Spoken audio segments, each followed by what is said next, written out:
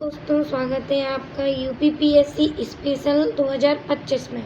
आप लोगों को पता है कि यूपीपीएससी का जो है वो एग्ज़ाम आ रहा है और ऐसे में आप लोगों के लिए पढ़ना जो है बहुत ही डिफ़िकल्ट होता जा रहा है।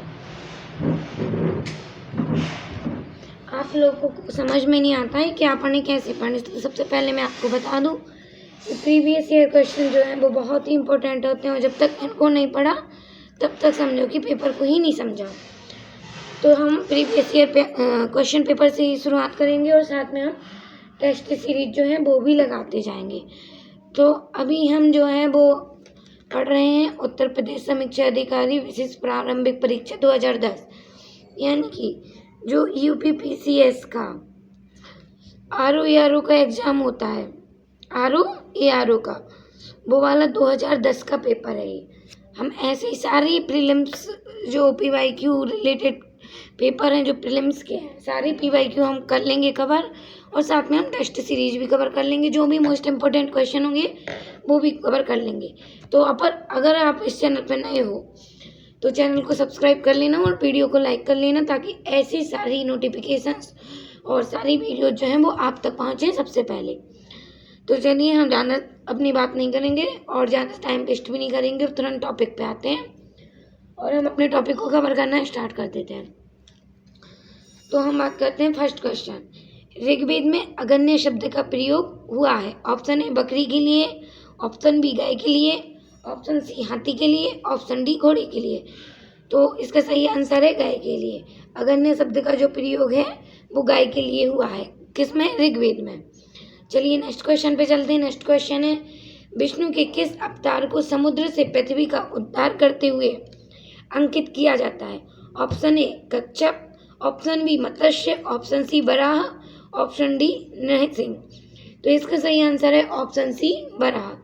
विष्णु के वराह को अवतार को जो है वो समुद्र से पृथ्वी का उद्धार करते हुए अंकित किया जाता है। इसका ऑप्शन सी सही हो जाएगा। चलिए बढ़ते हैं नेक्स्ट क्वेश्चन पे। नेक्स्ट क्वेश्चन है कि मगध का कौन सा सम्राट अपेरो परशुराम के नाम से जाना जाता है? मगध का ऐसा कौन सा सम्राट है जो अपेरो परशुराम के नाम से जाना जाता है? Option A Bindusara, option B Ajatashatru, option C Kalashoka और ऑप्शन डी महापद्मनंद। तो इसका सही आंसर है option D Mahapadmananda. Option D Mahapadmananda जो है उनको किसके नाम से जाना जाता है? तो उनको जाना जाता है अपेरो परशुराम के नाम से। ठीक है, ये मगध के सम्राट रहे हैं। कौन? महापद्मनंद। चलिए नेक्स्ट क्वेश्चन पर बढ़ते हैं। मत्स्यविलास का प्रहसन, मत्स्यविलास प्रहसन जो है उसके लेखक कौन है? Option A Gautamiputra Satakarni, option B Mahakshatrapa Rudradaman, option C Mahendra Varman, option D Pulakeshin द्वितीय है जो। तो इसका सही आंसर है ऑप्शन सी महेंद्र वर्मन। मत्स्यविलास प्रहसन के लेखक जो हैं वो महेंद्र वर्मन हैं। चलिए नेक्स्ट क्वेश्चन पे बढ़ते हैं। नेक्स्ट क्वेश्चन है हमारा, भूमि स्पर्श मुद्रा सारनाथ बुद्ध प्रतिमा संबंधित है। जो भूमि स्पर्श करती हुई मुद्रा है बुद्ध की, सारनाथ में, वो किस काल में बनाई थी? ठीक है, तो ऑप्शन ए कहता है कुषाण काल में, ऑप्शन बी गुप्त काल से, ऑप्शन सी वर्धन काल से और ऑप्शन डी राजपूत काल से। तो इसका सही आंसर है ऑप्शन बी गुप्त काल से। गुप्त काल से जो है वो प्रतिमा संबंधित है जो कि सारनाथ में है और जो कोई भूमि को स्पर्श करते हैं। भूमि को स्पर्श कैसे करती है? जैसे ये बैठी हुई है तो उसका एक हाथ जो है वो भूमि को स्पर्श करेगा। ठीक है, नेक्स्ट क्वेश्चन पे बढ़ते हैं। एलोरा के कैलाश मंदिर का निर्माण किसने कराया था? ऑप्शन ए राष्ट्रकूटों ने, ऑप्शन बी वातापी के चालुक्य ने, ऑप्शन सी गंग शासकों ने, फिर ऑप्शन डी उपर्युक्त में से कोई नहीं।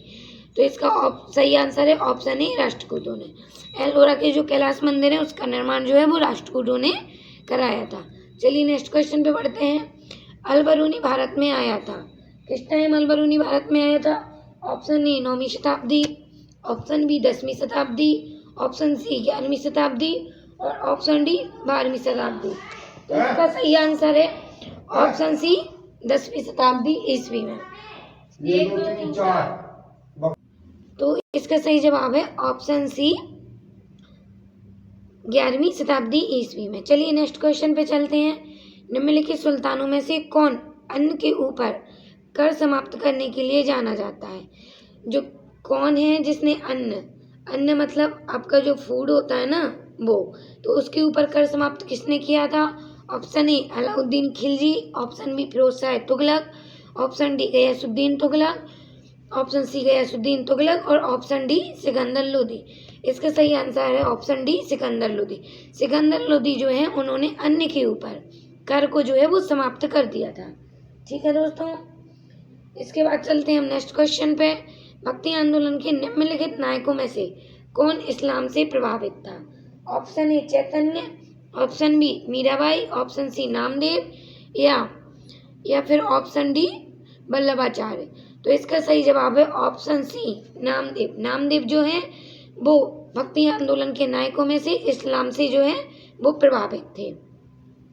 इसके बाद हम नेक्स्ट क्वेश्चन पे चलते हैं। नेक्स्ट क्वेश्चन कहता है हमारा कि राणा सांगा ने निम्नलिखित युद्ध में से किसमें बाबर के विरुद्ध लड़ाई की थी?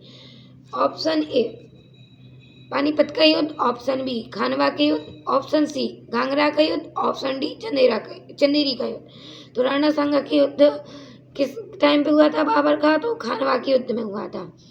कब से कब होता है ये आपको मैं बता दूं, तो ये होता है 1527 में। आपने एक डायलॉग सुना होगा, पान खा घर चल। तो पान मतलब पानीपत 1526, खा मतलब खानवा 1527 और घर चल मतलब घर मतलब 1528 और चल यानी चंदेरी 1529। ठीक है, अभी आप ये नहीं भूलोगे। चलिए नेक्स्ट क्वेश्चन पे चलते हैं। तो हमारा नेक्स्ट क्वेश्चन है, शिवाजी ने पुरंदर की संधि 1665 ईस्वी में निम्नलिखित में से किस मुगल सेना नायक के साथ हस्ताक्षरित की थी? Option A Jaswant Singh, option B Jai Singh, option C Shaista Khan और ऑप्शन डी दिलेर खां।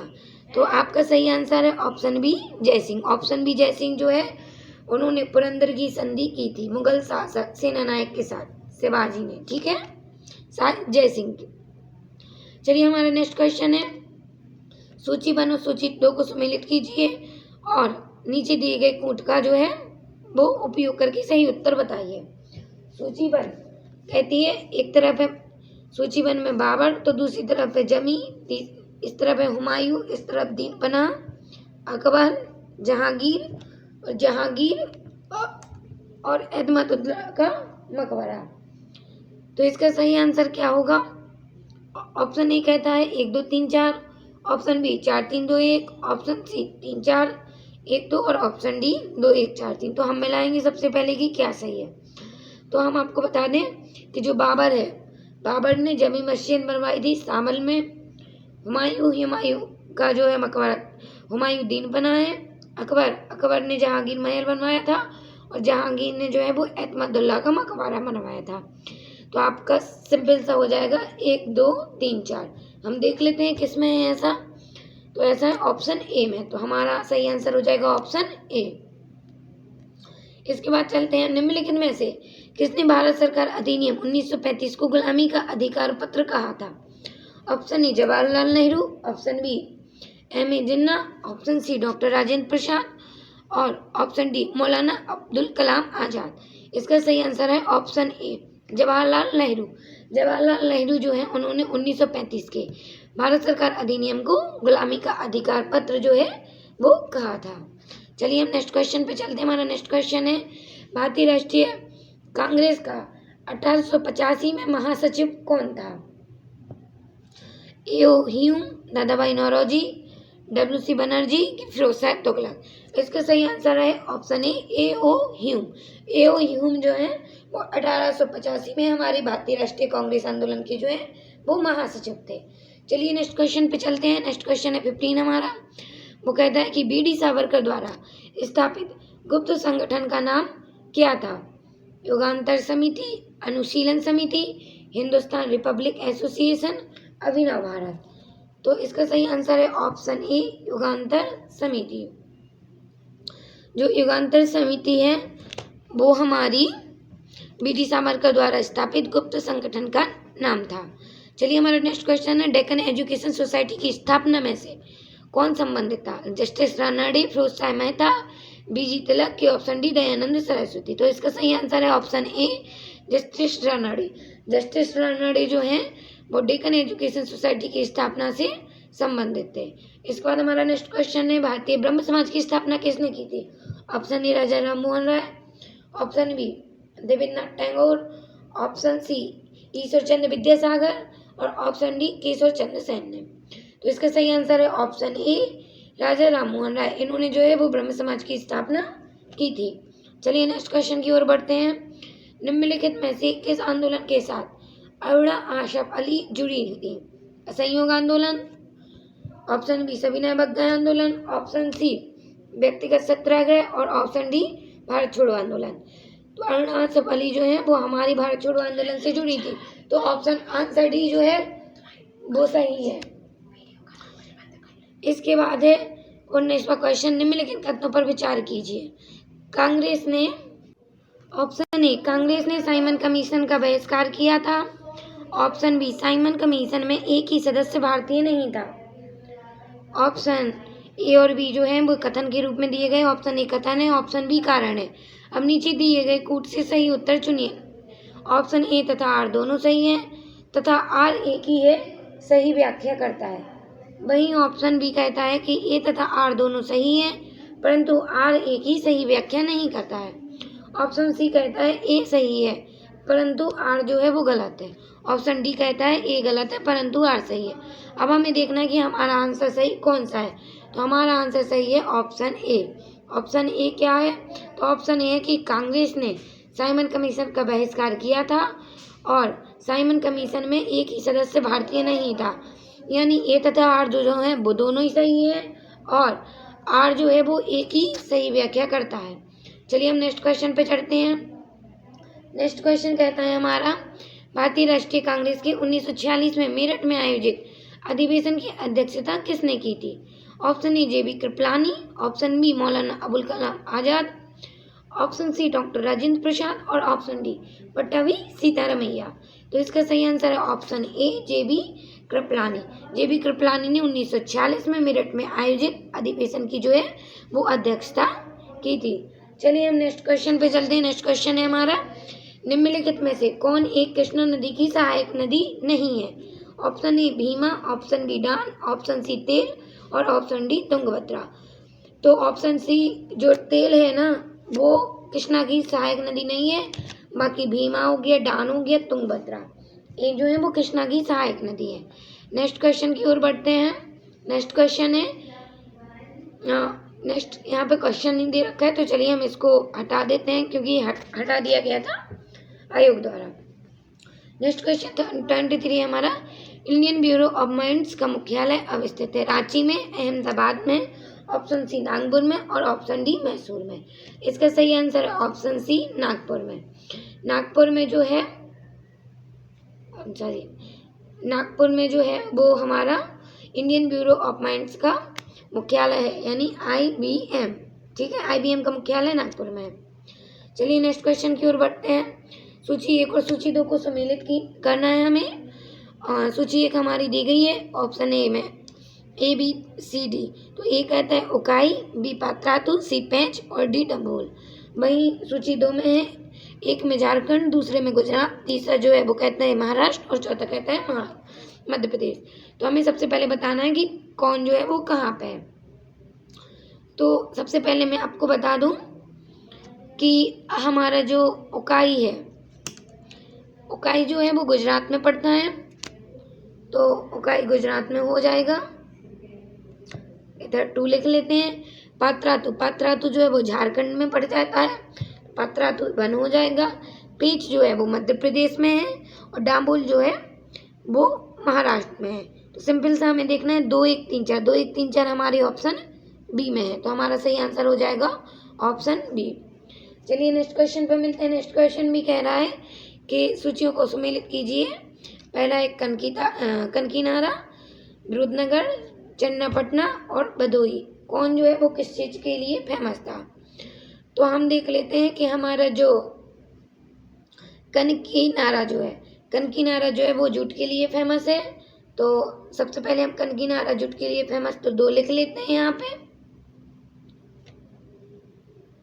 ठीक है, उसके बाद हम आपको बता दें कनकिनारा जूट के लिए फेमस है। ब्रूदनगर जो है वो हमारा सूती के लिए फेमस है। और चन्नापटना जो है हमारा वो रेशम के लिए फेमस है। और वही भदोही कालीन के लिए फेमस है। तो हमारा सही आंसर हो जाएगा 2, 3, 4। एक देख लेते हैं किस में है। तो 2, 3, 4 एक ऑप्शन बी में। तो हमारा सही आंसर है ऑप्शन बी। सही आंसर हो जाएगा हमारा ऑप्शन बी। चलिए नेक्स्ट क्वेश्चन की ओर बढ़ते हैं। नेक्स्ट क्वेश्चन है, निम्नलिखित में कहाँ तेल शोधक कारखाना नहीं है? Koyali, Noonmati, option C Hatia, option D Barauni. तो सही आंसर है हमारा option C Barauni option C Hatia में जो है वो तेल शोधक कारखाना नहीं है।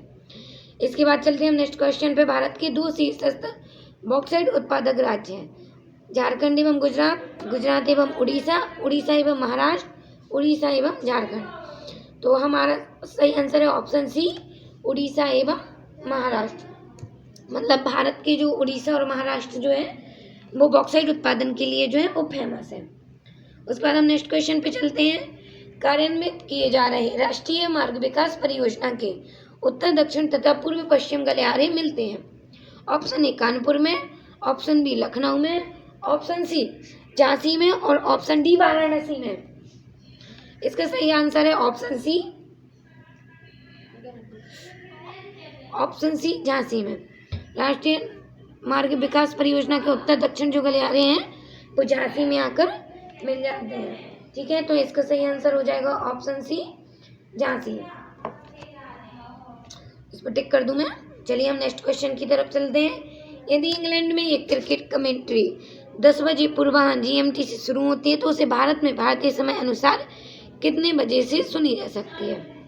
देखो मैं आपको बता दूं, सबसे पहले हमारा GMT जो है वो 5.5 घंटे आगे है। ठीक है, तो हमारा GMT जो है वो 5.5 घंटे आगे चलता है।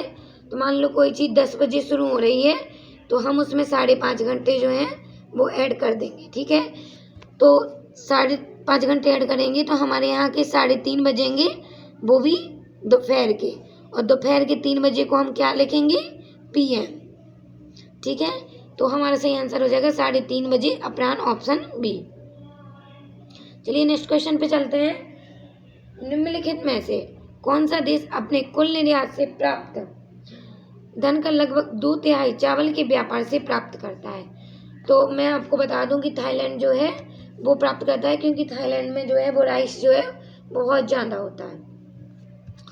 चलिए हम नेक्स्ट क्वेश्चन पे बात करते हैं। अफ्रीका में सर्वाधिक तांबा उत्पादक देश कौन सा है? तो इसका सही आंसर कौन सा होगा? तो ऑप्शन ए दक्षिण Africa, option B Zambia, option C Kenya और ऑप्शन डी तंजानिया। तो इसका सही आंसर है ऑप्शन बी जाम्बिया में जो है सर्वाधिक तांबा होता है अफ्रीका में। ठीक है, निम्नलिखित में से सही सुमेलित नहीं है। बोलीविया टिन के लिए, ब्राजील लौह अस्के के लिए, मैक्सिको चांदी के लिए और पेरू सोरा के लिए। तो कौन सा सही सुमेलित नहीं है? तो पेरू सोरा के लिए जो है वो सही सुमेलित नहीं है, ऑप्शन डी। बाकी जो है वो सब सही सुमेलित है। चलिए नेक्स्ट क्वेश्चन पे चलते हैं। किस देश में बाजार आधारित लौह एवं इस्पात के कारखाने हैं? ऑप्शन ए चीन में, ऑप्शन बी भारत में, ऑप्शन सी जापान में, ऑप्शन डी UK में। तो हमारा सही आंसर है ऑप्शन सी जापान में। जापान में जो है वो लौह एवं इस्पात के कारखाने हैं। नेक्स्ट क्वेश्चन पे चलते हैं। किस देश में उसके भौगोलिक क्षेत्र का सर्वाधिक प्रतिशत से वन आच्छादित है? ऑप्शन ए भारत, चीन, इंडोनेशिया, जापान। तो वैसे तो अपने भारत में वन बहुत ज़्यादा है, लेकिन वो ये कह रहा है कि प्रतिशत में सबसे ज़्यादा वन कहाँ पे पाए जाएंगे। जैसे इतना एरिया है तो इतने एरिया में मान लो सबसे ज़्यादा परसेंटेज में वन, तो ऐसा जापान है जहाँ पे पाए जाते हैं। ठीक है, नेक्स्ट क्वेश्चन पे चलते हैं हम। नेक्स्ट क्वेश्चन है 2011 की जनगणना के अंतिम आंकड़ों के अनुसार भारत की जनसंख्या का कितना प्रतिशत जो है वो उत्तर प्रदेश में रहता है?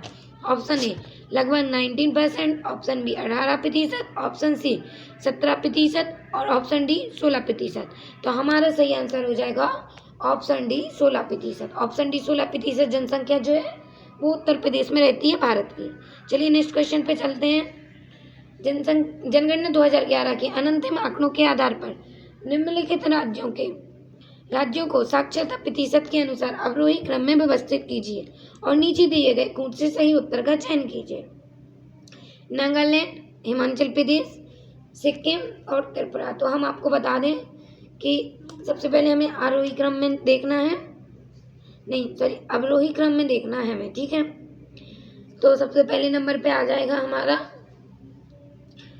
सिक्किम, उसके बाद सिक्किम में क्योंकि साक्षरता अच्छी है, उसके बाद हमारा आ जाएगा हिमाचल प्रदेश, उसके बाद हमारा आ जाएगा त्रिपुरा और सबसे लास्ट में आएगा नागालैंड, क्योंकि ये जनजातीय प्रदेश है। तो हम देख लेंगे हमारा ऑप्शन सी सही हो जाएगा, ठीक है। इसके बाद चलते हैं हम नेक्स्ट क्वेश्चन पे।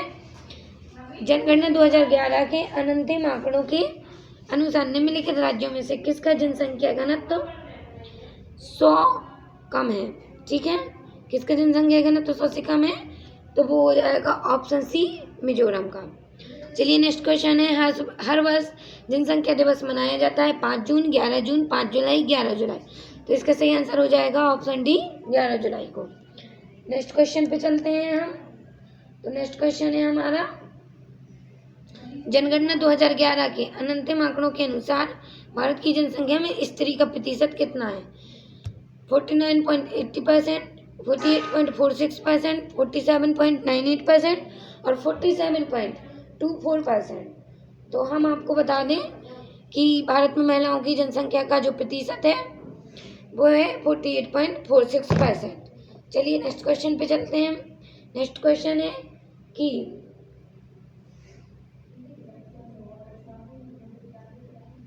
जनसंख्या 2011 के अंतिम आंकड़ों के अनुसार उत्तर प्रदेश की कुल जनसंख्या क्या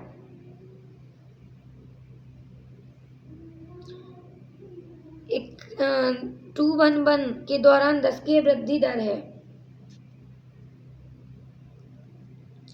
25.07%, 21.00%, 20.30% और 20.09%। इसका सही आंसर हो जाएगा 20.09%।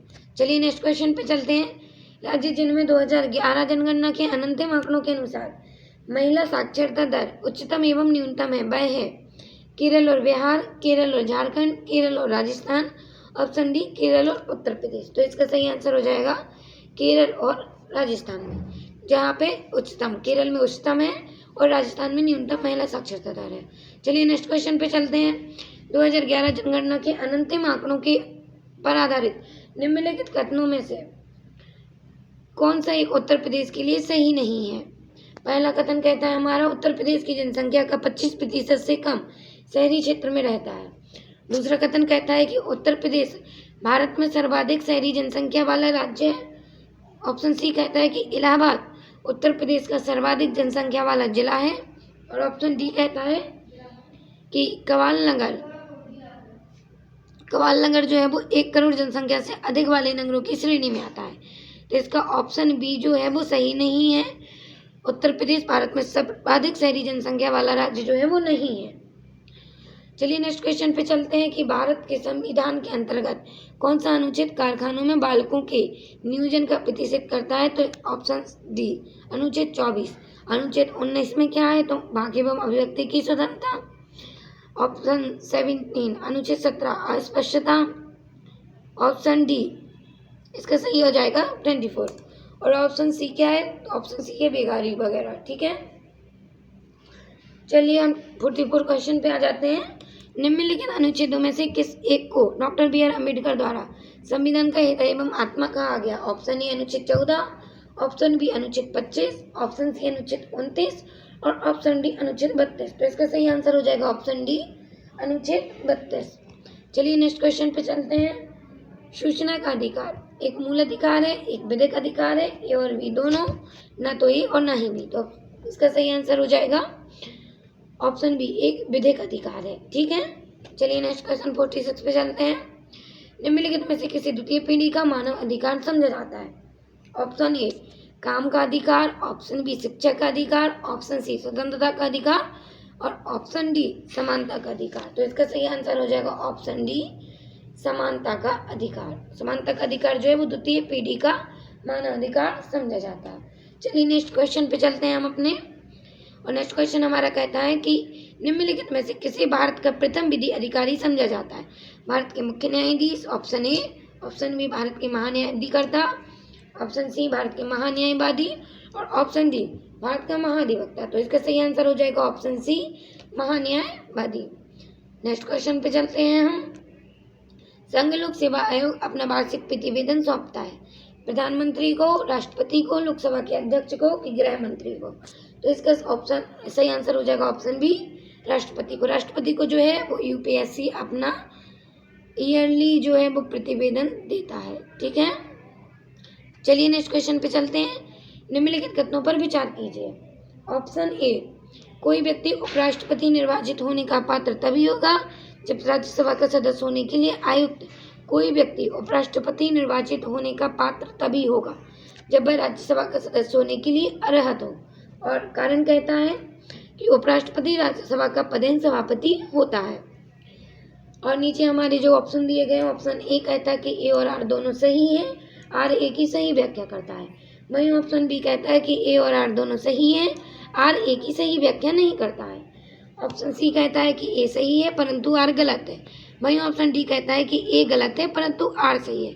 इसका सही आंसर हो जाएगा ऑप्शन ए और आर दोनों सही है और ए जो है वो आर की व्याख्या करता है। मतलब कि उपराष्ट्रपति निर्वाचित होने के लिए जो है राज्यसभा का सदस्य होने अर्हत होना चाहिए, राज्यसभा की अर्हता होनी चाहिए उसके पास, और वो राज्यसभा का पदेन सभापति कहलाता है। चलिए आज का लास्ट क्वेश्चन हम 50 करते हैं। निम्नलिखित कथनों पर विचार कीजिए। ऑप्शन ए, प्राण और देह स्वतंत्रता के संरक्षण का मूल अधिकार आपातकाल में निलंबित नहीं किया जा सकता। वहीं ऑप्शन बी कहता है कि भारत के उपराष्ट्रपति को उनके पद से राज्यसभा द्वारा पारित किए गए और लोकसभा द्वारा सहमति व्यक्त किए गए संकल्प द्वारा हटाया जा सकता है। और ऑप्शन सी कहता है, ऑप्शन 3 है हमारा कि वर्तमान में राज्यसभा में विपक्ष के नेता भी अरुण जेटली हैं। ये 2010 का क्वेश्चन है, तो 2010 की बात चल रही है। और ऑप्शन 4 कहता है कि योजना आयोग के अध्यक्ष श्री मोन्टेग सिंह अहलूवालिया है। कौन सा सही है? ऑप्शन ए तथा 1 तथा 2 तथा 3 तथा 4 की 1 2 3। तो इसका सही आंसर हो जाएगा 1 2 3। ये 2010 से था, तो जो ऑप्शन 3 और 4 था तो वो हमारे अभी काम का तो नहीं है, लेकिन ऐसा कोई क्वेश्चन जो है वो वर्तमान से उठा के रख सकते हैं। ठीक है, तो आज का डिस्कशन हम यहीं करते हैं। बाकी के क्वेश्चन जो हैं वो हम कल करेंगे, कल के PYQ प्रैक्टिस क्वेश्चन में। तो अगर आप लोगों को वीडियो अच्छी लगी हो तो लाइक कर देना, और UPPSC से रिलेटेड ऐसे ही कंटेंट आपको चाहिए हो, आपको टेस्ट सीरीज लगानी हो, UPPSC के सारे प्रीलिम्स क्वेश्चन, चाहे वो UPPSC CSE से हो, चाहे वो ROE RAO से, क्योंकि हमें सारे क्वेश्चन पढ़ने हैं। यूपी जो उत्तर प्रदेश लोकसभा आयोग अर्हत करता है, जो पेपर भी बनाता है, हमें वो सारे करने हैं, जिससे कि हमारे सारे सेक्शन कवर हो जाएं और कहीं से भी क्वेश्चन कैसे भी उठ के पूछे, ये कैसा भी घुमा दे, हमसे ना छूटे और हमारे भी मार्क्स जो हैं वो 0.20+ आ जाएं और हमारा प्री क्वालिफाई हो जाए। तो ये हमारा मेन टारगेट रहेगा। तो अगर आप लोगों को वीडियो अच्छी लगी हो तो लाइक कर देना, चैनल पर नए हो, सब्सक्राइब नहीं किया है तो सब्सक्राइब कर लेना, क्योंकि ऐसी अच्छी वीडियो आप लोगों के लिए डेली मिलती रहेंगी। तो चलिए आज के लिए इतना ही। आप सभी पूरा वीडियो को वॉच किया उसके लिए थैंक यू सो मच। ऐसे ही चैनल पर बने रहिए और आगे सपोर्ट दिखाते रहिए, और कोई भी क्वेश्चन हो आपका तो कमेंट में ज़रूर बताइए। चलिए दोस्तों आज के लिए इतना ही। जय हिंद, जय भारत।